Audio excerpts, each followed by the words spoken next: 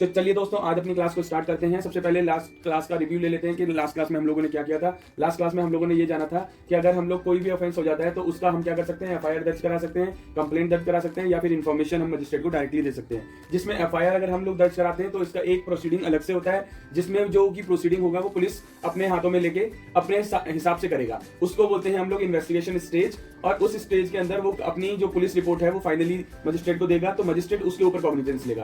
Complaint proceeding में हम लोगों ने ये जाना था कि अगर हम लोग कंप्लेंट फाइल करते हैं तो सबसे पहले एग्जामिनेशन ऑफ कंप्लेनेंट होगा, एग्जामिनेशन ऑफ विटनेसेस होगा। उनको एग्जामिन करने के बाद कोर्ट को लगेगा कि इसको सफिशिएंट एविडेंसेस हैं, तो उसके बिहाफ पे इश्यू प्रोसेस करेगा एक्यूज को। तो उसके बाद माना जाता है कि कंप्लेंट की प्रोसीडिंग स्टार्ट हो रही है। और इन्फॉर्मेशन में क्या होता है कि इन्फॉर्मेशन के अंदर मजिस्ट्रेट किसी भी सोर्स से, किसी भी इंफॉर्मेंट से इन्फॉर्मेशन गैदर करता है, उसके बाद वो डायरेक्टली इश्यू प्रोसेस कर देता है कि उस एक्यूज को अपने कोर्ट में बुलाने के लिए। लेकिन उसमें एक पॉइंट आपको बताना भूल गया था कि अगर आप मजिस्ट्रेट कोई भी सो मोटो किसी भी केस में कॉग्निजेंस लेता है तो उसके केस के अंदर मजिस्ट्रेट उसको कोर्ट के अंदर बुला तो सकता है, लेकिन उसके पास एक अधिकार ये होता है कि वो अपना केस किसी दूसरे मजिस्ट्रेट के पास ट्रांसफर करवा सकता है। तो उसके हिसाब से जो एक्यूज्ड है, अगर उसको ये लगता है कि मजिस्ट्रेट बायस्ड है या फिर उसने अपनी पर्सनल ग्रज निकालने के लिए सो मोटो एक्शन लिया है, तो वो अपना केस जो है उस जज से दूसरे जज के पास ट्रांसफर करा सकता है। तो अब हम आ जाते हैं आज की क्लास पर। आज की क्लास जो है वो मैंने आपको ट्रायल के बेस पे बताया है कि ट्रायल हमारा कैसे डिवाइड होता है। ट्रायल जो होता है 3 तरह से डिवाइड होता है,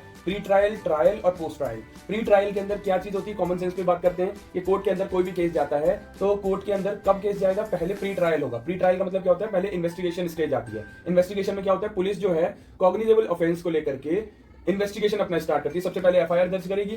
एफआईआर दर्ज करने के बाद वो स्टेटमेंट दर्ज करते हैं। स्टेटमेंट कंप्लेनेंट की भी हो सकती है और आप आगे जो विटनेसेस हैं उनकी स्टेटमेंट पुलिस वाले रिकॉर्ड करते हैं। उसके बाद अगर जो उनको सफिशिएंट लगता है तो वो उसको मजिस्ट्रेट के पास लेके जाते हैं। और 164 पहले था, 183 हो गया है। 183 के अंदर स्टेटमेंट और कन्फेशन दर्ज कराते हैं। अगर कन्फेशन किसकी दर्ज होगी, एक्यूज्ड अगर अरेस्ट हो गया है, अगर एक्यूज ने बोल दिया है कि मेरी से गलती हो गई या मैंने ही वो ऑफेंस कमिट किया है, तो उसकी कन्फेशन 183 के अंदर दर्ज हो जाएगी। और उसको अरेस्ट किया गया है तो उसको पीसी रिमांड में भेजा जाता है। पीसी रिमांड में वो कुछ डिस्कवरी देगा, जो भी डॉक्यूमेंट है या फिर कोई भी वेपन छुपाया है या फिर कोई भी एविडेंस उसने छुपाया है, उसको क्या पुलिस वाले जो होते हैं उससे इंटरोगेट करते हैं, उससे पूछते हैं कि कहाँ पे क्या चीज छुपाई है, तो उसकी डिस्कवरी होगी। उसके बाद जब 2 दिन 3 दिन जितनी भी दिन मजिस्ट्रेट उसको पीसी रिमांड देता है, उसके बाद क्या होता है, वो फिर दोबारा से जेसी में चला जाता है। तो जेसी में जाने के बाद क्या होता है कि वो जेसी में सिक्योर रहेगा, पुलिस वाले कोई भी उसको टॉर्चर नहीं करेंगे। तो पुलिस वाले के पास पावर क्या होती है, सर्च करने की, सीजर करने की, जो भी वेपन है या फिर कोई भी आर्टिकल है।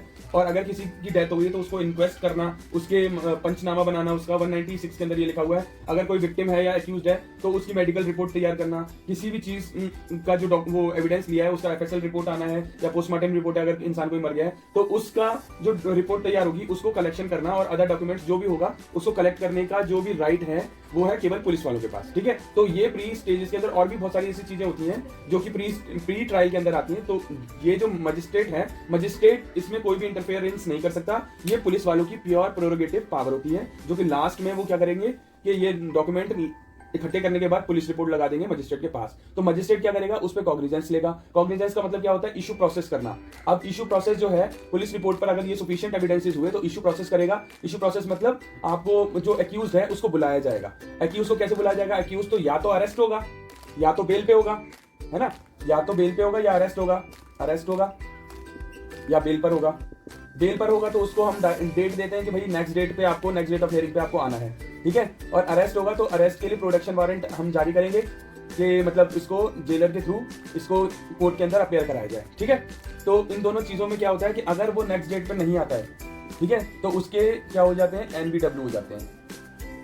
एनबीडब्ल्यू का मतलब क्या है, नॉन बेलेबल वारंट। उसके वारंट जारी हो जाएंगे। वारंट का मतलब क्या होता है कि उसको अरेस्ट करके लाया जाएगा। अगर वो प्रोडक्शन में है, मतलब प्रोडक्शन वारंट किसको जारी होते हैं, जेलर को। अगर जेल के अंदर है तो जेलर ने उसको प्रेजेंट नहीं किया तो एनबीडब्ल्यू हो तो जाएंगे उसके, लेकिन जेलर को डायरेक्शन दी जाएगी कि इसको हमारे सामने लेके आओ।